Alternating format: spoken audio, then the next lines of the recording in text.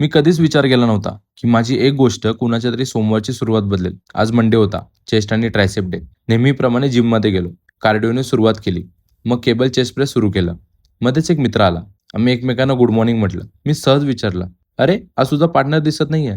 तो म्हटला, "तो आज येणारच नाही." मग 2 सेकंद थांबला आणि हसत म्हणाला, "खरं सांगू, माझंही आज यायचा मूड नव्हता. पण शनिवारी तुझी रील पाहिली. तरी सवय तुटली असती तर." ते वाक्य सतत डोक्यात चालू होतं. म्हणून आलो. इतकंच. तो त्याच्या वर्कआउटला लागला, मी माझ्या. पण आज पूर्ण वर्कआउटमध्ये एकच विचार डोक्यात होता.